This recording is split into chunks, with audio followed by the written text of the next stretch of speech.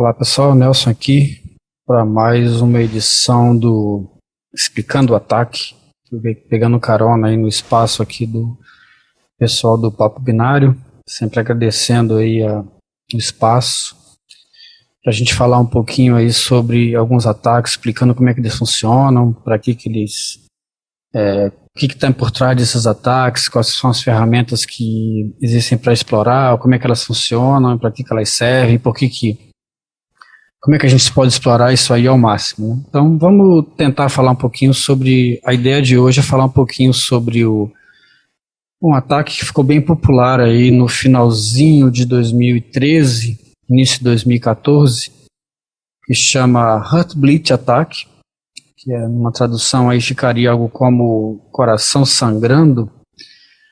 A gente vai entender por que desse nome. Então a ideia é a gente falar um pouquinho desse negócio aí. Primeiro, o que é o Heartbeat, né, que é o nome original da funcionalidade que foi proposta aí numa RFC 6520, que basicamente define um modelo que permite com que uma sessão TLS consiga se manter por mais tempo ativa, ou que os pares percebam se a sessão está ativa sem gastar muito recurso, né? Então, basicamente, a ideia é fazer uma coisa desse tipo aqui, uma coisa bem simples, onde, por exemplo, um cliente pergunta ao servidor se ele está vivo, e aí o servidor, se tiver ok, se a sessão estiver ainda valendo, ele responde sim. Então, é nada muito complicado do que isso. Essa é a ideia por trás da RFC, que cria toda uma estrutura, todo um protocolo para que isso funcione. A ideia fundamental desse tipo de funcionalidade é evitar que exista uma renegociação e todo o processo envolvido na descoberta aí de TLS, né? Então, existe todo um ritual para que você estabeleça uma conexão TLS, e a ideia é que esse protocolo, essa funcionalidade aí, evite que você precise gastar muito recurso computacional, tempo, para poder estabelecer uma nova conexão, caso a sessão antiga ainda esteja ativa e possa ser utilizada. Então, mas para você reutilizar uma sessão que está de algum tempo inativa, para que não precise ter todo um arcabouço, aí, todo um rolê para fazer esse negócio funcionar de novo. Ela foi introduzida, então, no OpenSSL versão 1.01. Na verdade, ele ficou aí disponível há algum tempo e depois ele foi corrigido. Então, a gente vai entender um pouco como é que isso se dá, né? Primeiro, vamos entender por que ele foi criado, né? Como eu já disse, foi para facilitar um pouco a vida de quem precisa estabelecer uma conexão TLS. Então, a primeira coisa que acontece quando você estabelece uma conexão TLS não é a conexão TLS. Você precisa primeiro estabelecer um three-way handshake do protocolo TCP. Se você for estabelecer uma conexão TCP e for usar a TLS em cima de TCP, você precisa primeiro estabelecer a conexão TCP. Então, uma vez que você fez lá o three-way handshake, o SYN-ACK e o ACK, né, para estabelecer a conexão TCP, agora sim você começa então a conversar TLS. Então o cliente primeiro manda um cliente hello, né, que é o início da conexão, aí é um cliente hello. O servidor manda de volta um monte de informações no server hello, que inclui o certificado, a autoridade certificadora que gerou aquele certificado, qual é a chave pública, qual é o nome do servidor que ele está certificando, enfim. Você tem 1 milhão de informações que vêm no certificado, que vão para o lado do cliente, que ele precisa validar essas informações aí. Quais são os protocolos que ele aceita, enfim. E aí o que o cliente faz? Primeira coisa que o cliente tem que fazer é validar se a autoridade certificadora que está sendo enviada é uma autoridade certificadora válida. Como é que ele faz isso? No caso, por exemplo, do browser, se você for na aba certificados lá, o certificates, você vai ver que tem 1 milhão de certificadoras ali que são homologadas pelo browser. Então, essas certificadoras são válidas e idôneas, né? Então, a primeira coisa que o cliente tem que fazer é validar a autoridade certificadora. Se ela é válida, se ela está ok, se ela é idônea, enfim. Se é um certificado autoassinado, esse tipo de coisa. Depois ele valida uma série de outras coisas, qual é a versão do TLS que o servidor aceita, qual é o nome do servidor, qual é o hostname, coisas do tipo. Aí o que ele faz? Ele pega a chave pública que o servidor mandou, que vai também estar no certificado, ele sorteia, né? Ele randomiza um número qualquer, que vai ser usado aí para gerar uma chave temporária, que então vai ser cifrada com a chave pública do servidor e então enviada para o servidor, que vai ser decifrada pela chave privada do servidor. Você sabe, qualquer coisa cifrada com a chave pública só pode ser decifrada pelo detentor da chave privada, que no caso é o servidor. Então o servidor decifra aquela informação e pega a chave privada que ele recebeu ali, chave privada, desculpa, a chave temporária que ele recebeu ali do lado do cliente, né? Isso aqui é uma simplificação do processo, tá? Tem muito mais coisa envolvida aqui, mas estou simplificando só para focar nos pontos que são importantes para a gente entender o processo. Então agora os dois lados têm uma chave temporária, que foi gerada temporária porque ela vai servir para aquela sessão, né? Quando acabar aquela sessão ela vai ser descartada, vai ser gerada uma nova sessão. Então, uma vez que os dois lados têm a mesma chave, porque foi decifrada, foi enviada cifrada e foi decifrada pelo lado do servidor, então agora sim, finalmente, uma conexão TLS é estabelecida, tá certo? Então, depois desse rolê todo aí, que você consegue estabelecer uma conexão TLS. Então, exatamente isso que o protocolo Heartbeat quer evitar que isso seja feito sem necessidade. Então, uma vez que a conexão TLS está estabelecida e funcionando, já existe o túnel criptografado entre o cliente e o servidor, você agora então pode enviar o pacote de Heartbeat do lado do cliente e o lado do servidor, se tiver tudo ok, devolver essa informação para o lado do cliente. Ok? Então é assim que funciona o Heartbeat. Ele funciona dentro de uma sessão TLS. Se a sessão estiver ativa, ele vai receber um sim como resposta. Se a sessão não estiver ativa, ele vai receber um timeout. E aí ele vai saber que ele precisa renegociar uma nova chave para aquele servidor, porque aquela conexão não mais está valendo. Ok?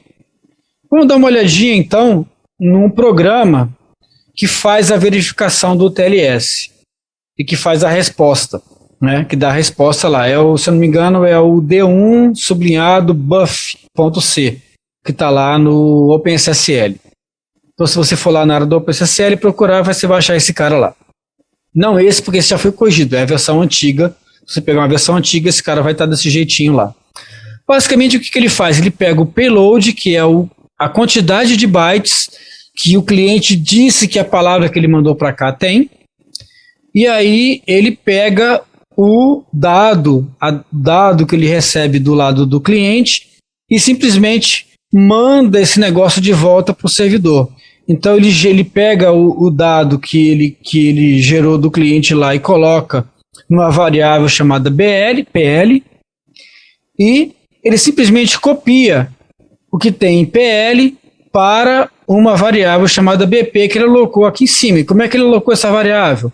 Ele alocou com 3 bytes mais um payload mais um padding. O que é esse payload? É o número que ele recebeu do cliente dizendo o tamanho que a palavra que ele mandou para cá tinha. Na prática, como que isso funciona? Aqui a gente está vendo que esse cara simplesmente copia, sem nenhuma validação, o que tem em payload para BP. Então, o que essa variável BP vai ter? O conteúdo de PL com tamanho de payload. Como é que isso funciona, então, na prática? O cliente manda uma palavra, ele manda 7 palavras. O que é o 7? O 7 é o tamanho da palavra. A palavra tem 7 bits. Palavra tem 7 bits. Então ele está dizendo, olha, eu estou te mandando uma palavra que tem 7 bits. Então ele devolve simplesmente palavra. Ele aloca essa quantidade de bytes lá, mas ele vai alocar 3 mais o payload mais o padding. Ele vai alocar essa quantidade e vai devolver isso para o cliente, que é tô ok, tá tudo certo, podemos continuar a conversar. Aí o cliente fala, bom, se ele aceitou 7, por que ele não aceita algum valor arbitrário qualquer? Então, se eu mandar 64k bytes dizendo que a minha palavra tem 64k bytes, o que vai acontecer? Alguém fez esse teste. E aí o que aconteceu como resposta? Ora, se ele aloca 64K, ele vai devolver 64K. Mas a palavra só tem 7 bytes. O que vai acontecer com o resto dos bytes que ele vai enviar? Ele vai enviar o que tiver na memória. Então, o problema é que o servidor vai enviar 7 bytes, no caso da palavra ser memória, ser palavra, mais o que tiver na memória do servidor, mais o lixo que tiver na memória. O que é o lixo que está na memória do servidor? Pode ser uma senha decifrada, pode ser informações de banco de dados, pode ser informações sensíveis de clientes, pode ser uma série de informações que o servidor está usando a memória para recuperar e fazer algum tipo de manipulação com aquela informação.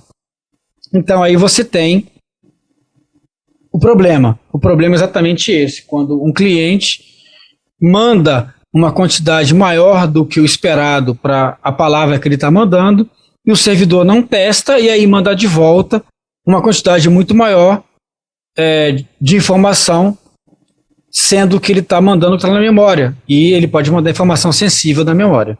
Então esse basicamente é o problema. Esse problema foi real, existiu, muita gente sofreu vazamento de informação por conta desse ataque, usando essa técnica. Teve um servidor, inclusive, de um governo que cuida de imposto, né? De imposto de renda, que sofreu um vazamento de 9 milhões de dados de clientes por conta exatamente desse ataque aqui. Estava vulnerável a esse ataque na época e sofreu problemas por conta disso daí. Como é que você corrige isso? Você corrige, obviamente, testando se a palavra que foi enviada é do tamanho do payload. Se eu disser que o payload é 64K de tamanho, eu preciso que minha palavra tenha 64K de tamanho. Então, você simplesmente testa se 1 mais 2 mais payload equivale ao tamanho do que ele recebeu como palavra, né? Então, é isso que ele está validando. Ou seja, se eu mandar palavra que tem 7 letras e disser que ela tem 64K, esse if aqui vai ser verdadeiro, né? Porque esse payload 64K é maior do que palavra que tem 7 bytes, portanto, esse pacote vai ser descartado silenciosamente. Ou seja, esse ataque então não vai ocorrer nas versões que corrigiram o problema, que é a partir da versão 1.01F. A versão FG, a versão G já corrigiu o problema e aí a gente já não tem mais como explorar essa vulnerabilidade. Vocês notem aqui que ele continua copiando da mesma maneira que estava antes, porém ele testa se a variável tem informação que deveria ter ou simplesmente é uma tentativa de ataque para obter dados da memória daquele servidor. Então essa é dessa maneira que está a correção aí do problema. Vamos então dar uma olhadinha como isso funciona na prática, né? Vamos aqui explorar um pouquinho essa funcionalidade aqui. Então aqui eu tenho tenho aqui dois shells que eu abri aqui. Então eu vou fechar aqui, eu vou abrir de novo, porque aqui eu vou abrir um Docker. Eu vou subir um servidor vulnerável num Docker, porque daí eu posso usar uma versão vulnerável da OpenSSL sem precisar comprometer muito o meu ambiente aqui. Então eu vou segregar isso num Docker. Então vamos lá, Docker run -i -t -rm. Eu vou expor a porta 9448443, então vou botar aqui 8443. E aí eu vou usar uma imagem Heartbleed, que é a imagem que eu criei para a gente usar isso aqui. Heartbleed. E aí vamos botar aqui um /bin/bash para a gente interagir com esse Docker, né? Então se eu escrevi tudo certo aqui, eu agora estou dentro do Docker aqui. Então vamos lá, name-a. Tá aqui, eu tenho um Docker criado, né? Muito bem. Antes disso, deixa eu só mostrar aqui para você, deixa eu só ir aqui para o diretório que a gente vai usar para usar nesse treinamento aqui, apagar se tiver algum backup de teste que eu já tenha feito aqui. Eu vou fazer um TCP dump aqui, menos INE0, que é a interface que eu estou usando aqui, menos S0 para não trocar nada, nenhum pacote, menos W, que eu vou ter que gravar isso aqui em algum lugar. Vamos acessar o site da, sei lá, CBS, cbs.pcap. Eu vou querer só o host que for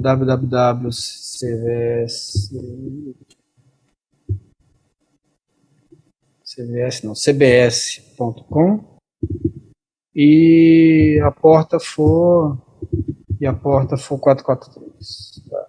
Evitar capturar tráfego que não vai interessar para a gente.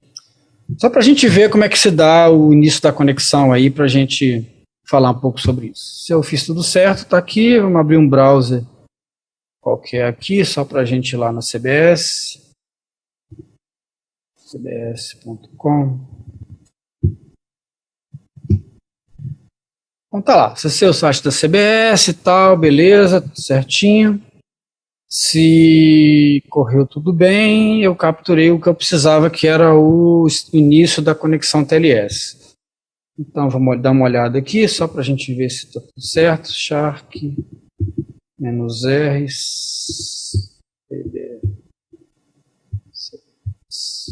.backup -d.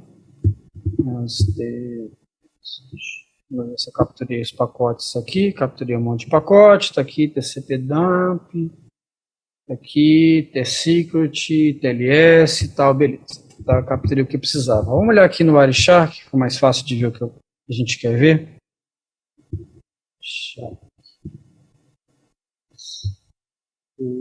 cbs.pcap. Então, abrindo aqui, ó, tá aqui o início da conexão, como eu havia comentado, tá aqui o SYN ACK, o Three-Way Handshake do TCP. Depois que o TCP estabeleceu, aí sim eu mando o client hello, tem uma série de informações aqui, o server hello, trocou o cipher que eles vão utilizar, vocês vão usar um outro cifrador, aqui eles resolvem trocar de novo para um outro, negociaram um novo cifrador aqui, por aí vai. Mas o que a gente queria demonstrar é que realmente se dá esse processo aí de cliente-server handshake, como eu descrevi lá anteriormente, lá eles negociam aqui também o tamanho, né, do TLS, qual é o MTU que eles vão utilizar e por aí vai. Não interessa muito para a gente isso aqui, era mais para a gente ver mesmo como que se dá o início da conexão aí. Vamos voltar aqui para o nosso Docker. Então eu estou com o Docker exposto aqui na porta 9443. Então se eu for aqui no diretório root, vocês vão ver que eu tenho eu baixei o fonte do OpenSSL versão vulnerável, que foi a última versão vulnerável, que foi a 1.01F, e eu compilei aqui e tal, e deixei ela disponível aqui. Então, se a gente olhar aqui, OpenSSL, version,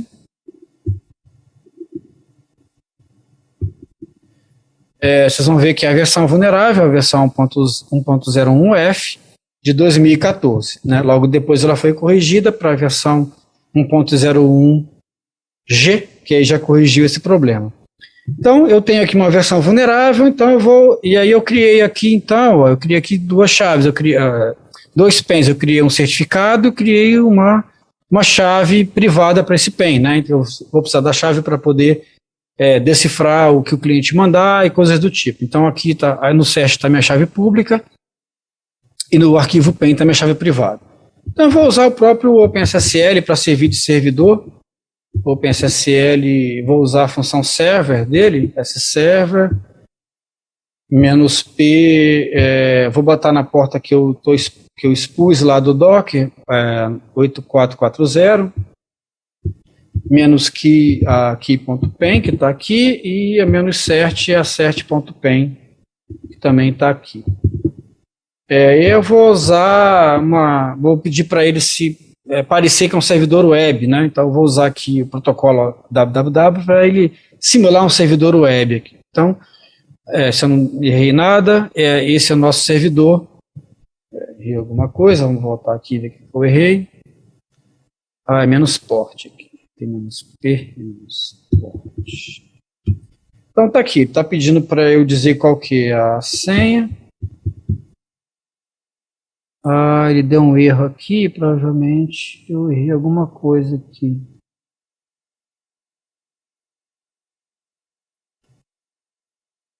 Ou então errei a senha. Isso de novo aqui. Ok, agora acertei a senha. Então ele está aceitando conexões aqui. Só para a gente confirmar se isso está funcionando mesmo, vou usar o próprio OpenSSL aqui também do lado, já que eu estou não estou no Linux, né? Estou numa máquina Mac OS. Então é OpenSSL, S-Client. Então só para a gente ver aqui, ó, o OpenSSL, qual é a versão que está rodando aqui, que é também uma curiosidade interessante.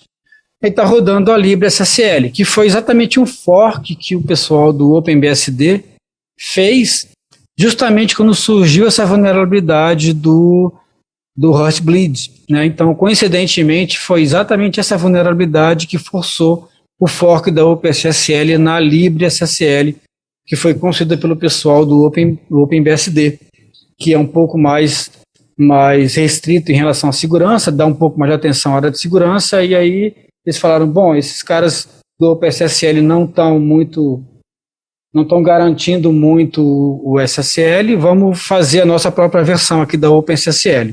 Eles fizeram então a LibreSSL. Bom, então vamos lá. OpenSSL, vamos ver se está tudo funcionando, SSL, S-Client, menos port 9443, que é a porta do Docker que está exposta, menos host, localhost. Então, se tudo der certo, ele vai conectar aqui, e aí ele conectou e trouxe uma série de informações. Então, ele trouxe a informação que a gente já, como eu tinha falado lá, né? Um certificado autoassinado, ele é um certificado aqui que foi feito para a empresa Heartbleed Inc., ele tem aqui uma cadeia de certificado, aqui está o certificado em si, aqui está os assuntos que ele trata, quais são qual é o tipo de servidor que ele aceita tratar, qual é a chave temporária, qual é o padrão da chave temporária, quantos bits tem a chave do servidor, e por aí vai. Qual é o protocolo que eles estão utilizando, no caso aqui é a versão antiga, né, 1.2, porque essa versão é uma versão de 2014. Basicamente é isso, a gente várias coisas que a gente não precisa aqui, então desconectou, ele está de novo aceitando conexões, já que eu desconectei aqui. Vamos então fazer nosso primeiro ataque aqui usando, por exemplo, o Nmap. Eu não sei se o Nmap tem script, quer dizer, eu sei, mas como é que eu faria para descobrir se eu não soubesse se o Nmap tem ou não algum script para explorar essa vulnerabilidade? Eu poderia, por exemplo, script, sei lá, ABC. Então, o ABC não existe, mas ele falou, olha, esse script que você pediu aí não existe na minha base de dados de scripts, então eu já sei qual é que nessa instalação, por exemplo, ele está instalado no diretório SR local bin, na verdade não é bin, que é ponto, então SR local share nmap, né? Então, se eu der um ls/sr local share nmap, ainda tem scripts, ele está debaixo do diretório de scripts. Se eu for procurar por alguma coisa Hurt,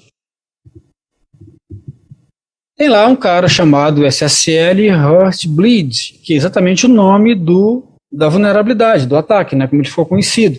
Então eu posso usar esse cara aí para fazer o meu ataque. Então vamos usá-lo. Então vamos lá, nmap menos script igual a SSL Heartbleed.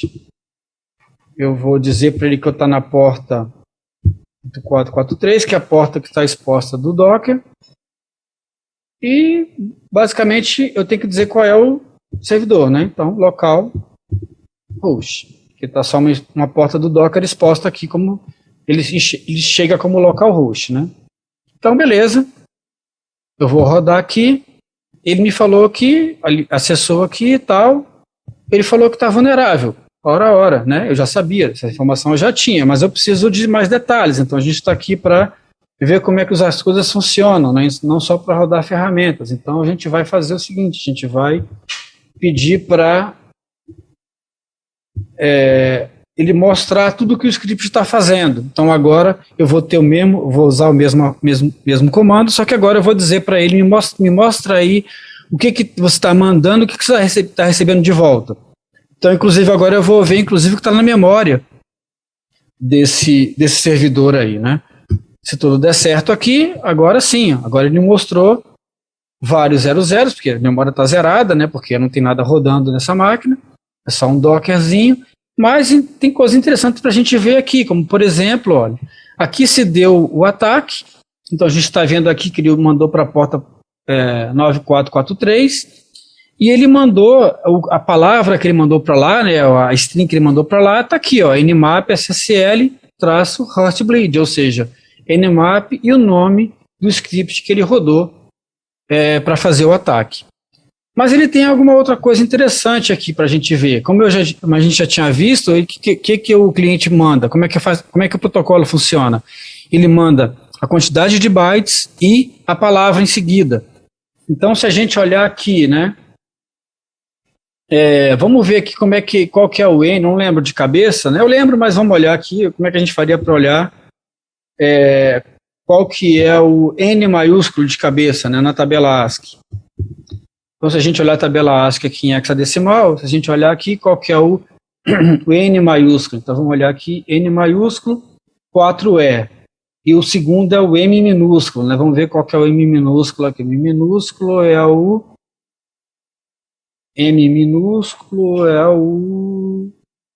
6D. Então, 4E e 6D. Então, vamos voltar lá. Vamos olhar aqui. O 4E e o 6D. Onde é que está esse cara aqui? 4E, 6D. Então está aqui, ó, 4E, 6D, e o resto aqui vai ser o A, né, nmap, o A é o 61 e por aí vai. Então, o que está exatamente antes da palavra? Está aqui, ó, os 2 bytes, 16 bits, né, que é o que ele está mandando, que é 4000. E que eu também não sei o que significa em decimal, não lembro de cabeça, mas o BC pode nos ajudar. Então, se eu colocar aqui base igual a 16 e colocar 4000, ele vai dizer que esse número em decimal significa 16.384.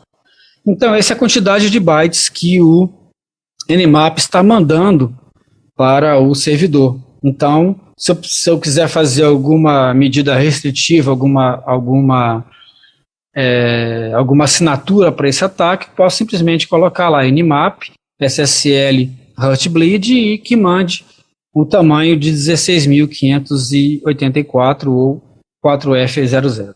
Né? Então é isso aí que é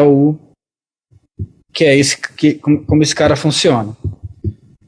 Certo?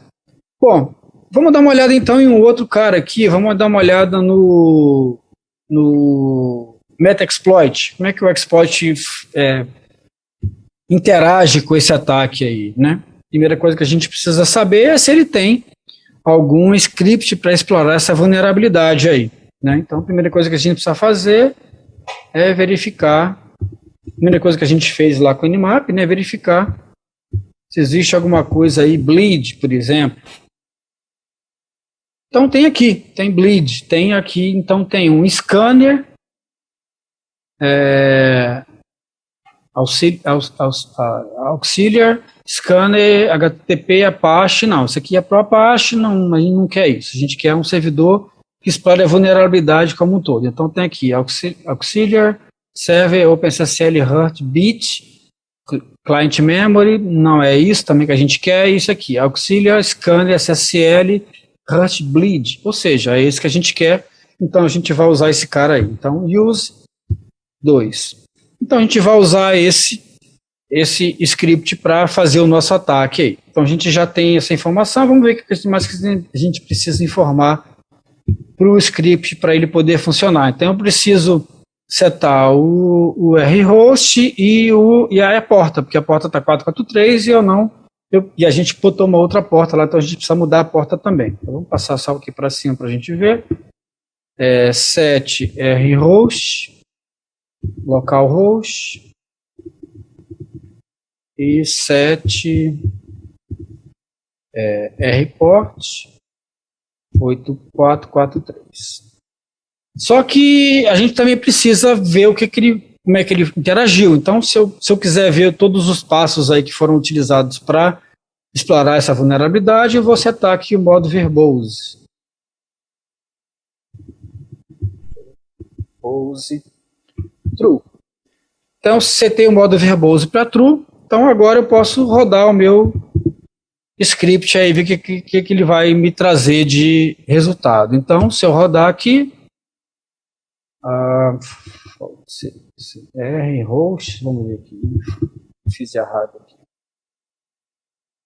Não setei o rhosts, né? Então, 7 rhost, localhost. Ver se agora está certinho. Agora está certinho. Então, vamos rodar esse cara aqui. Então, agora rodou, funcionou direitinho, mas ele trouxe um monte de informações. Ele trouxe um monte de informações da memória aqui. Ó. Tem várias informações interessantes sobre a memória desse cara aqui, do servidor, né?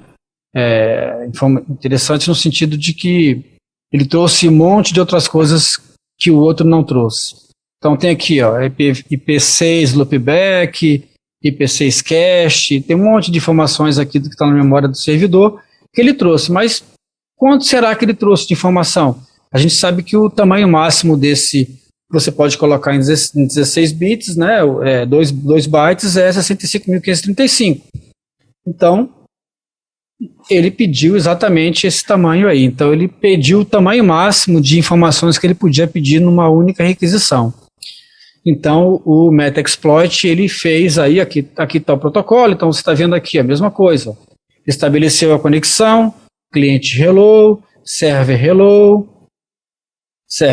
né, está aqui, estabeleceu a conexão de volta, mandou o pacote de volta, recebeu o certificado, viu qual era o certificado, trouxe aqui informação do certificado, www, informação do certificado, então ele estabeleceu primeiro uma conexão TLS e em seguida ele, então, disse que o pacote que estava mandando tinha 65.535 de tamanho. E aí o servidor acreditou e trouxe para ele tudo que estava na memória até o limite de 65.535. Muito bem. Só que eu posso mudar, eu posso também criar uma assinatura para isso, né? Para esse tamanho aí. Então, o que eu posso... isso vocês provavelmente não viram em lugar nenhum que fala sobre esse ataque, né? Porque as pessoas geralmente só rodam o script, não se dão o trabalho de olhar o script, como é que ele funciona e tal.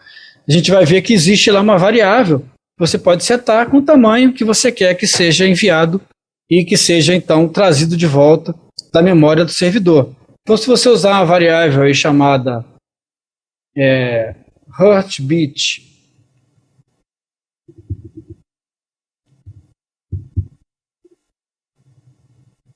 len,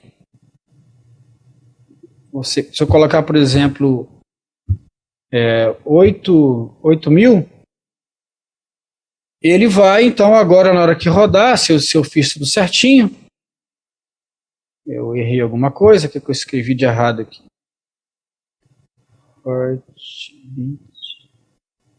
Len, eu troquei a posição do H aqui. Então vamos rodar de novo. E aí, se agora tiver certo, então tá aqui. Ele só trouxe, então, 8.000 bytes de resposta. Tá aqui, ó, 8.000 bytes foi o que ele enviou para lá. Então, você pode usar esse cara aí para definir tamanhos diferentes, para fazer testes, para fazer coisas do tipo. Claro que você pode fazer isso com o Nmap também, mas você tem que ir lá no código, trocar e tal. Aqui você consegue fazer isso de maneira mais tranquila, né? Através da variável. No Nmap também deve ter uma variável lá que eu não cheguei a olhar o código com detalhes, mas eu cheguei a olhar do Metaxploit e vi que tinha essa variável lá que eu podia utilizar para mudar o tamanho da exploração que eu quero. Ok?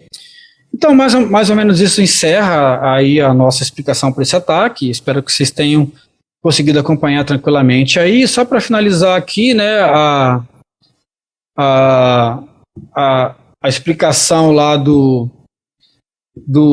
sempre mais uma charge clássica lá do XKTC, explicando como que o ataque funciona, né? Você manda uma frase com uma palavra com 4 letras, ele retorna 4 letras. Se você retorna uma palavra de 3 letras dizendo que ela tem 500, o servidor te retorna as 3 letras mais o que tiver na memória próximo daquelas 3 letras que ele alocou lá. Então isso aí é uma explicação simples e eficiente de como que o ataque se dá. Então, pessoal, é isso. Eu vou ficando por aqui. Tentei fazer uma explicação mais simples para a gente fazer vocês dizem que vocês preferem uma coisa mais focada, mais direcionada, uma coisa mais elaborada, que nem foi no episódio passado. Que modelo que vocês preferem mais, acham mais interessante? Por favor, sugiram aí vulnerabilidades que vocês acham que vale a pena ser explorada. Eu estou coletando todas as solicitações de vocês aí, estou vendo como é que a gente vai fazer para montar uns laboratóriozinhos para explorar essas vulnerabilidades, para explicar como é que elas funcionam. E qualquer sugestão, comentário, por favor, usem os comentários aí. Mais uma vez agradecendo o pessoal do Papo Binário pelo espaço. É um orgulho aí poder fazer parte desse time aí altamente gabaritado. E eu sou Nelson Murilo, vou ficando por aqui. Até a próxima. Um abraço.